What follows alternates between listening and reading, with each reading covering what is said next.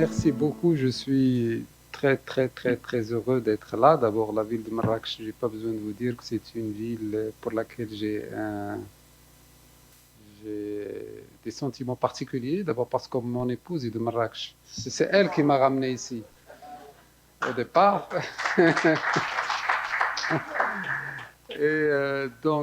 En plus de tout, et toute l'amitié que j'ai pu avoir ici, tout le parcours collectif. Et nous sommes dans cet esprit combatif dont vous avez parlé, l'esprit militant que j'appellerais le militantisme éclairé. Je pense que nous sommes dedans. Et c'est un chantier marocain. C'est pas un chantier d'une personne, c'est un chantier collectif. Et j'espère collectivement, on arrivera dans la difficulté à vaincre les choses et à accomplir des choses. Et comme je dis toujours, c'est dans la difficulté qu'on a le mérite. Quand il y a tout, on n'a presque pas de mérite. Quand c'est difficile, ça doit être encore plus excitant parce qu'on aura plus de mérite. Donc voilà, c'est l'esprit, j'espère qu'on a, je pense qu'on a tous. La preuve, c'est qu'on est en train de parler de choses très sophistiquées, de génétique, de choses, alors que le contexte, on le sait, il est un peu moins glorieux sur la pratique clinique de tous les jours. Et je vais vous parler encore des méthodes thérapeutiques qui est encore compliquée, qui n'est pas facilement accessible et que nous espérons mettre en place malgré tout cela dans notre pays. La greffe est une. D'abord, les déficits militaires, je n'ai pas besoin de revenir sur l'hétérogénéité, sur les progrès, plus de 350 maladies décrites. C'est un risque, il comporte un risque d'infection, d'auto-immunité, risque de cancer. Et dans tout cela, ce sont des maladies génétiques. Et on peut dire que le plus simple, c'est juste de remplacer ces cellules par des cellules saines. Et donc, théoriquement, la greffe est la solution à toutes les maladies génétiques, en attendant que la thérapie génique puisse un jour être encore plus fine et aller manier et faire la chirurgie des gènes et aller enlever juste le gène ou changer le gène manquant, mais qui n'a pas encore démontré dans toutes les situations. Donc, au jour d'aujourd'hui, la greffe constitue le moyen qui vraiment permet de guérir ces malades. Mais c'est un moyen compliqué. C'est un moyen compliqué parce que chaque fois qu'on fait un choix, il y a les pour et le contre, et on devrait faire la comparaison entre le plus et le moins. Et des fois, il vaut mieux vivre avec la maladie, avec une certaine qualité de vie, que parfois de mourir d'un traitement. Ou avoir un traitement qui a des conséquences sur la qualité de vie qui est moins bonne que celle de la maladie elle-même. Et donc nous devons toujours faire la balance entre les avantages et les inconvénients. Je vous ai parlé des problématiques liées au déficit militaire, mais la greffe aussi, elle a une mortalité, ce qu'on appelle la TRM, la treatment related mortality. Il y a des patients qui meurent à cause de la greffe, non pas à cause de la maladie. Donc c'est la situation la plus injuste possible.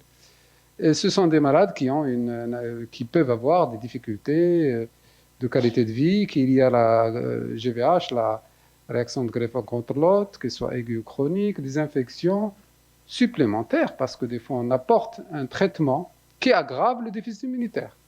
Et vous imaginez, il y a déjà des problèmes, et nous on amène de la chimio, le conditionnement, on le fait passer par un moment où il y a un risque infectieux qui est heureusement transitoire. Il y a un risque aussi lié à ces traitements, c'est des cancers secondaires, à des séquelles sur lesquelles... Et c'est pour cela qu'à chaque fois, on met en balance le bénéfice et le risque des choix thérapeutiques, notamment quand il s'agit d'une décision aussi lourde que celle de faire entrer un malade dans un programme greffe.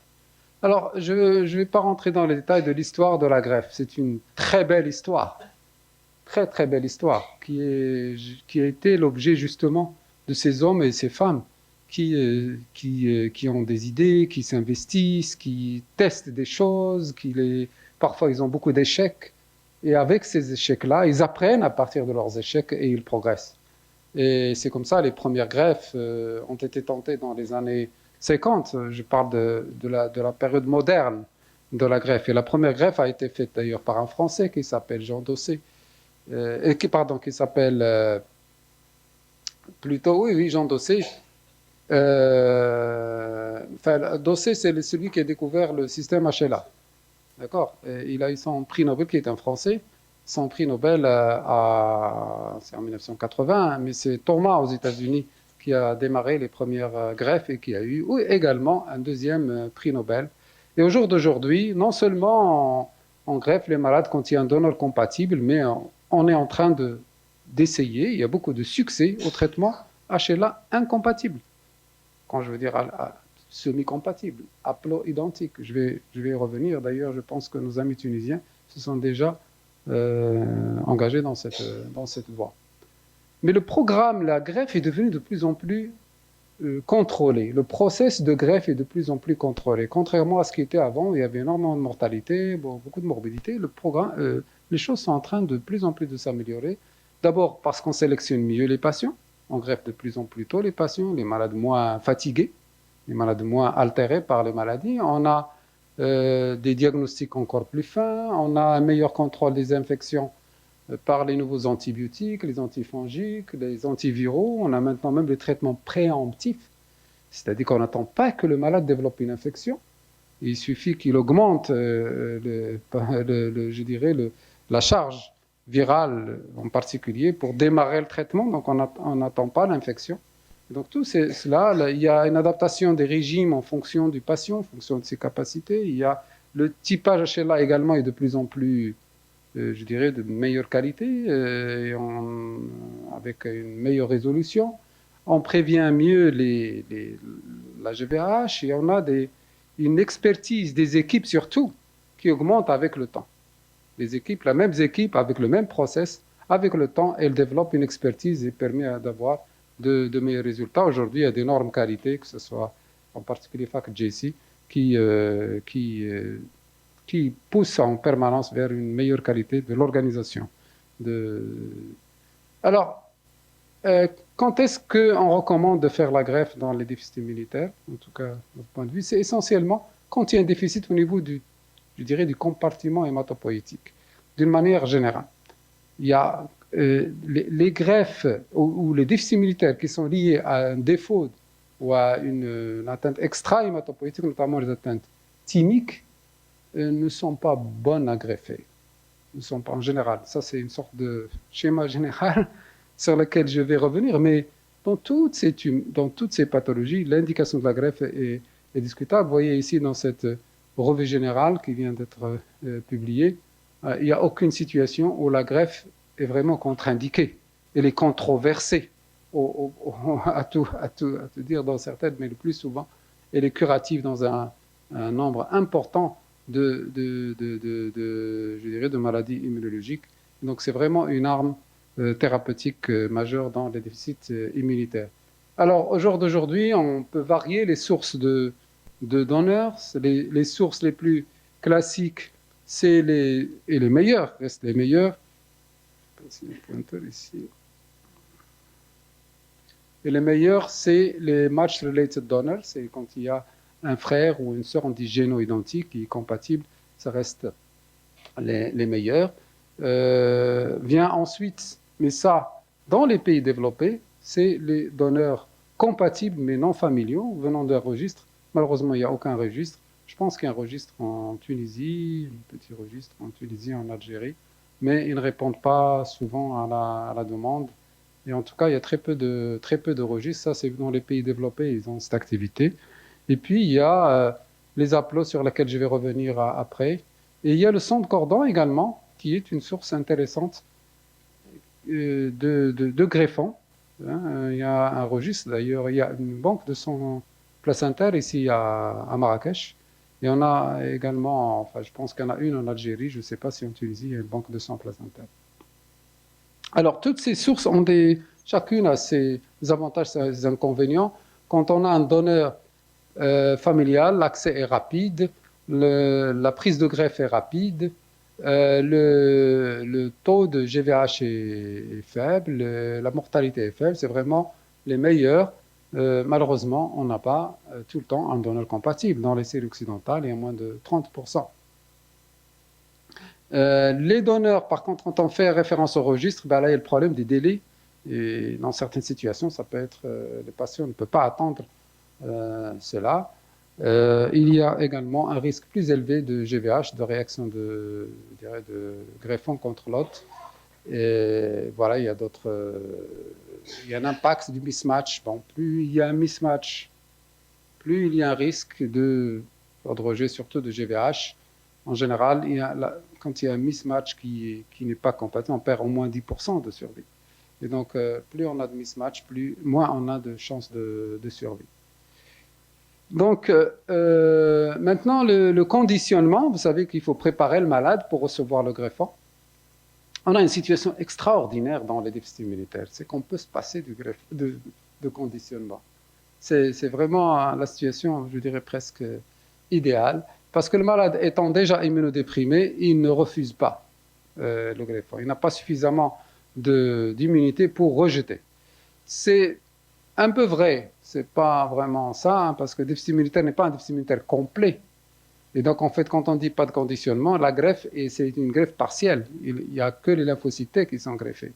Et donc, on a, dans la circulation du patient, les lymphocytes T du donneur avec les lymphocytes B du receveur et espérer qu'ils jouent ensemble pour défendre l'organisme. Ce n'est pas toujours évident et ça rejoint un débat dans la littérature autour du conditionnement. Il y a des personnes qui disent qu'il faut conditionner dans tous les cas pour qu'il y ait un greffon complet. Et il y a d'autres qui disent non, il y a moins de morbidité. Et voilà. Sinon, il y a les conditionnements classiques, soit myélo-ablatifs, et donc c'est les greffons, c'est les conditionnements les plus durs, c'est-à-dire on cherche à ce qu'il n'y ait plus de cellules souches chez le patient, les remplacer entièrement, soit les conditionnements réduits, et dans ce cas, on cherche plutôt à faire un greffe du système immunitaire, mais sans myélo-ablation. Alors, les méthodes également de prévention de la GVH, ça peut passer aussi à une décision de ne pas faire carrément de prophylaxie. Et comme ça peut, il y a différentes méthodes de prise en charge, de prévention de cette maladie, qui, pour ceux qui, peut-être je dirais pour les jeunes, c'est une maladie bizarre. C'est une maladie qui est créée par le traitement. C'est une maladie dans laquelle le greffon se révolte contre l'hôte. C'est comme si vous invitez quelqu'un chez vous et qui vous pousse à sortir et qui vous agresse chez vous. C'est ça la réaction de greffon contre l'hôte. C'est le greffon qui devient tellement puissant et il dit mais ce corps-là dans lequel je suis n'est pas le mien et qu'est-ce que c'est que ça, ces cellules-là et je vais les attaquer. Et c'est une maladie qu'on appelait avant la maladie secondaire qui était décrite dans les années 50 et qui est devenue la maladie du greffon contre l'hôte, qui est un vrai souci. Donc d'un côté on veut qu'il y ait prise de greffon, mais d'un autre côté, on ne veut pas que ce greffon soit suffisamment fort pour aller attaquer l'organisme, le receveur, et aller quand elle est dans sa forme aiguë, elle peut être mortelle. Et c'est pour cela qu'on donne systématiquement à ces malades un traitement après la greffe. C'est un traitement immunosuppresseur et c'est grâce à ça que la survie s'est améliorée. Et en fait, la cyclosporine, qui est un des premiers, les inhibiteurs de calcinurine, un des premiers qui a été utilisé, qui reste le standard dans les années 60. C'est grâce à ça qu'on a commencé à avoir une amélioration significative de la greffe, d'une manière générale d'ailleurs, même les greffes d'organes. Mais maintenant, il y a énormément d'autres outils de prévention et de traitement sur lesquels je ne veux pas trop m'attarder. Alors maintenant, qu'est-ce qui se passe? Qu'est-ce que ça donne la greffe dans les déficits immunitaires? Je parle d'un pays développé, les États-Unis, ici, où il y a une très belle série, 240 enfants atteints de SCID. Et dans cette série, vous voyez ce que je dis, 240 patients. La source, je ne me suis pas attardé tout à l'heure, mais ça peut être la moelle, ça peut être les cellules souches périphériques, comme ça peut être les sangs placentaires. Et vous voyez ici, il y a pratiquement la moitié n'ont pas eu de conditionnement du tout. Donc c'est des malades, ils sont rentrés, ils ont tout de suite été greffés, sans aucun conditionnement. Des fois on fait une immunosuppression, des fois on fait... il y a très peu qui ont eu vraiment un régime myéloablatif dans ce contexte. Et les sources, c'est soit les familiaux, mais là vous voyez, sur les 240, il n'y a que 32 qui ont un donneur familial. Donc vraiment, c'est très peu. Sinon, c'est le donneur de registre ou d'autres sources. Donc, dans cette série, regardez les résultats, ils sont vraiment extraordinaire pour une maladie qui est pratiquement constamment mortelle.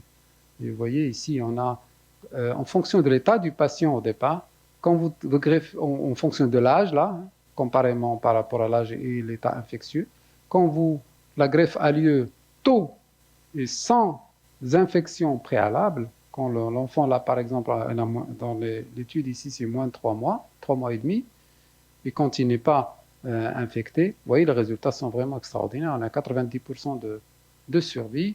Quand il a plus de 3 mois, mais sans infection, il reste bon. Donc, vous voyez que l'infection avant la greffe, vraiment, elle est mauvaise.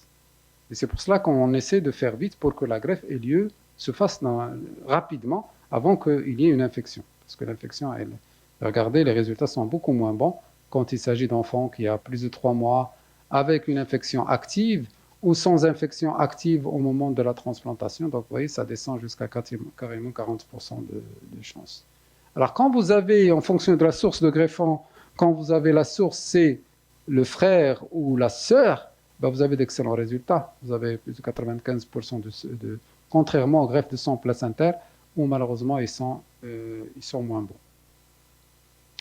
Quand vous n'avez pas d'infection et donneur dans la fratrie, 100%.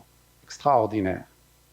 Je ne sais même pas, même des maladies bénignes, infectieuses bénignes, on n'a pas 100% toujours. Même la grippe, il n'y a pas 100% de guérison. Donc, c'est vraiment extraordinaire. Et c'est la raison pour laquelle on dit c'est pas normal que ces patients-là ne bénéficient pas de la greffe. C'est presque non-assistance à personne en danger.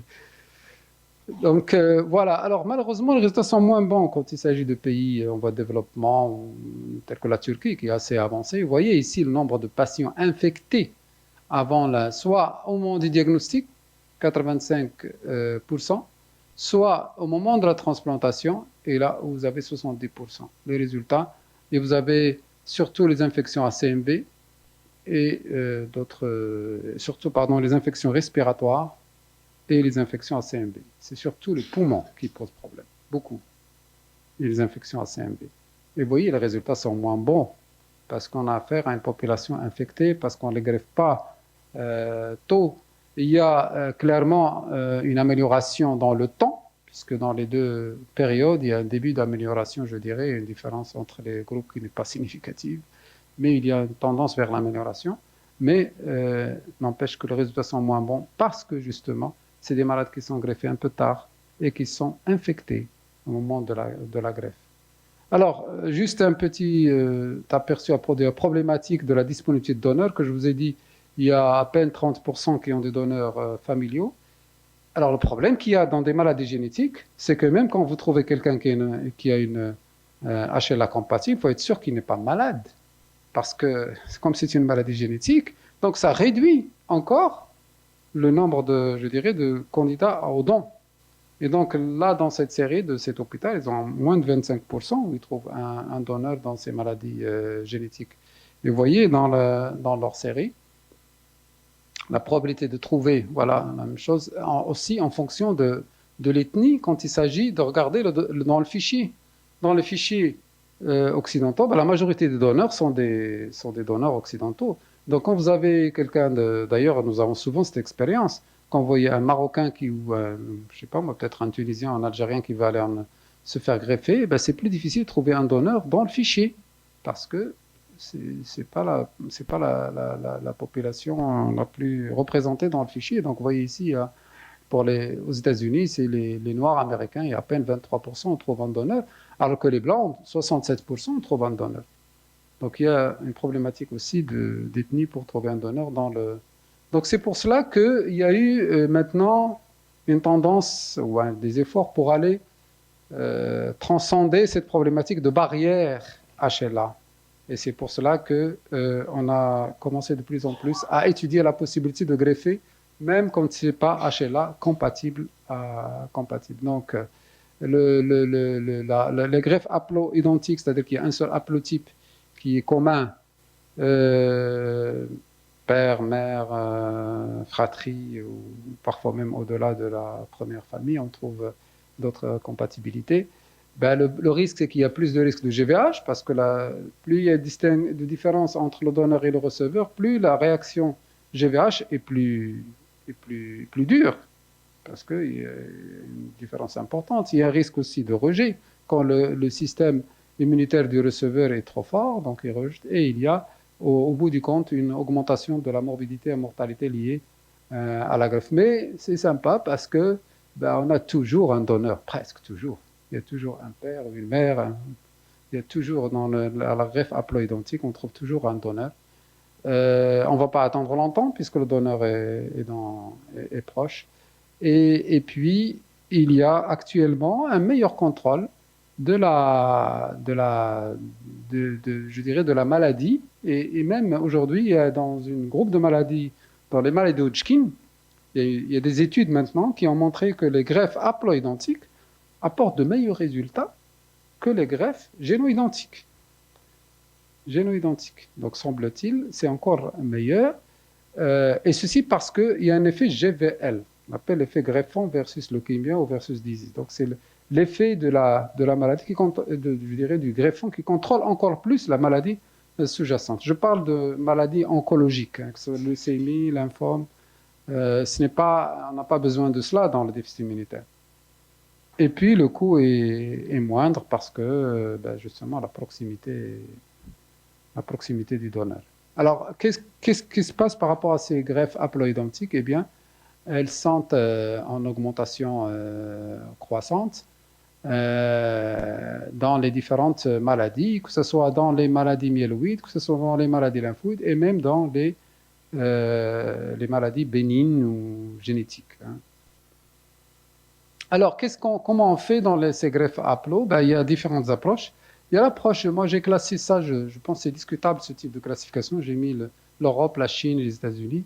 C'est pas aussi tranché que ça, mais globalement, les Européens ont beaucoup travaillé dans la sélection des cellules. Donc, il y a un processus de traitement du greffon in vitro. Et donc, j'enlève les lymphocytes T, où je sélectionne une partie des cellules que je vais greffer. Donc, c'est pas...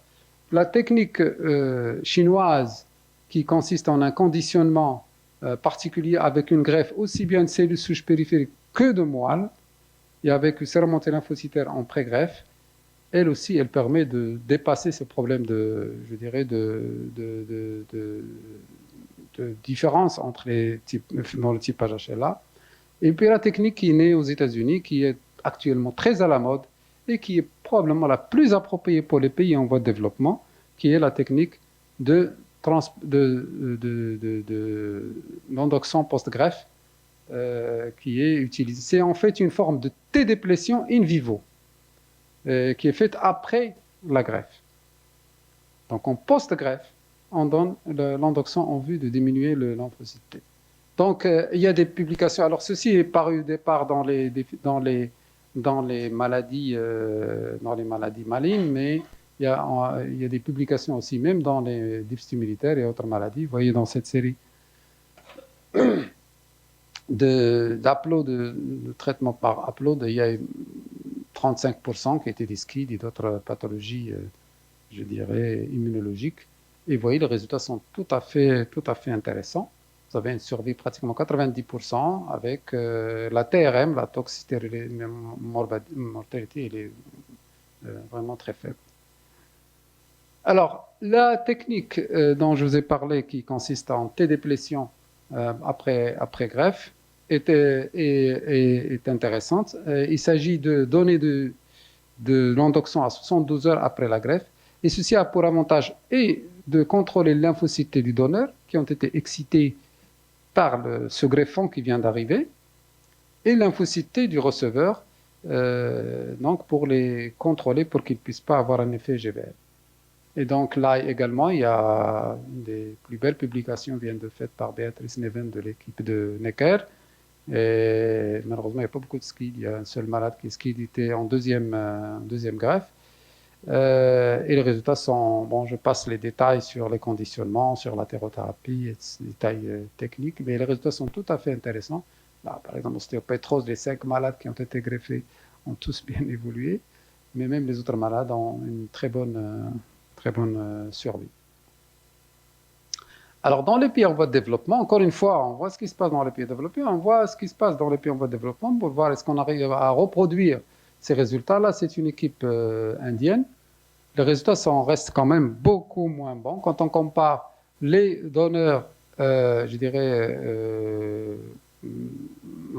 les donneurs géno-identiques par rapport aux autres aussi bien, en particulier haplo, qui sont moins bons. Du fait, justement, de ces malades qui viennent en retard, qui sont déjà infectés, qui sont un peu plus âgés. Il y a un résultat meilleur dans une autre équipe également en Inde. C'est les rares publications qu'il y a dans les pays en voie de développement. Et donc là, on est pratiquement servi à 60%. Alors en Afrique, j'ai dit hier, nous sommes en Afrique. On revient à la réalité africaine. En Afrique, il y a 52 pays, 54 pays, pardon. Sur les 54 pays, il y a 6 pays où il y a la greffe. Ça se passe il y a les pays d'Afrique du Nord, il y a les pays, alors quand je dis même, bon, il y a l'Afrique du Sud. Le Nigeria, ils ont fait 6 malades qui ont atteint de drépanocytose. Donc c'est tout. Un pays aussi grand que le Nigeria qui a 100 millions d'habitants en plus. Donc vraiment, l'activité est très très très faible. Et elle représente à peine 3% de l'activité de greffe faite dans le monde selon les statistiques de la WBMT. Alors, et pourtant, les déficits immunitaires ne sont pas si peu fréquents que ça. Ils sont vraiment là.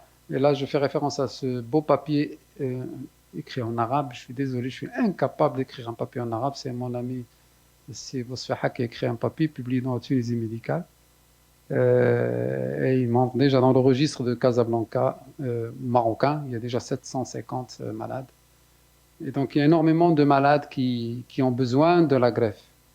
Et la prévalence serait de 50 pour 100 000 habitants. Il y aurait 15 000 malades selon les prévisions, l'incidence annuelle de 3 000. Et au moins un bon quart, pour ne pas dire plus, ont une indication formelle à la greffe. Ce n'est même pas discutable, faut-il greffer ou pas. Et donc, ça montre combien nous avons besoin de développer cette activité. Alors, qu'est-ce qui a été fait au Maroc jusqu'à maintenant? Il y a eu 11 malades qui ont eu la greffe. 11. Il y a eu... la greffe a démarré au départ à Casablanca en 2010 par 2 premiers malades qui ont été d'ailleurs greffés grâce à l'engagement de l'équipe de Casablanca d'hématologie, mais aussi grâce à... je dirais, au professeur Bosfaha qui a énormément poussé pour que cette greffe ait lieu. Il y a eu jusqu'à présent 3 malades qui ont été greffés par l'équipe de Casablanca. L'équipe de Marrakech en a greffé 6.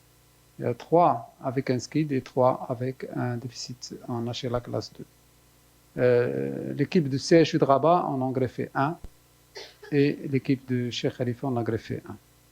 Donc vraiment, c'est... je dirais très très peu par rapport à la... Et tous sont des donneurs géno-identiques. Sur les 11 malades greffés, 3 sont décédés. C'est un résultat tout à fait honorable. Tout à fait honorable. Et bien sûr, il faut augmenter. Mais cela montre que c'est possible de faire la greffe. Ce qu'on a pu démontrer, que c'est possible de le faire.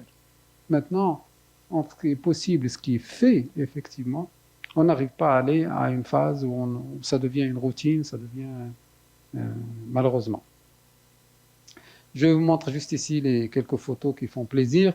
La photo du premier malade greffé à Casablanca. Là, c'est une photo que Sebosfeha m'a envoyée il y a quelques mois. C'est un plaisir de voir. Là, c'est le premier malade qui a été greffé à Marrakech et c'est monsieur le ministre qui a visité cet enfant, sachant qu'à l'époque où ces 2 enfants ont été greffés, c'était illégal de prélever un donneur mineur. Donc, vous voyez le militantisme. On a greffé dans l'illégalité absolue. Nous avons eu des menaces du tribunal même en disant si vous greffez, vous allez en prison. Et nous avons greffé. Parce que nous estimons que le droit à la vie est au-delà de toutes les lois et qu'elles soient nationales ou internationales. Mais ça montre aussi l'entêtement et l'envie des équipes à aller au-delà de ce qui est possible. Et je pense que c'est ce qu'il faut retenir probablement de cette démarche. Et je laisse une question, comment aller plus loin? Comment peut-on développer encore plus la greffe. Bon, c'est tout ce que je peux développer. On peut développer à notre niveau. Je sais qu'il y a d'autres questions aussi à discuter au niveau des déficits immunitaires. Mais quel que soit ce qu'on fait, les diagnostics qu'on veut, il faut quand même les traiter. Et on a une arme thérapeutique majeure. Il faut absolument la mettre en place. Comment peut-on le faire? Je laisse la question à la salle. Merci.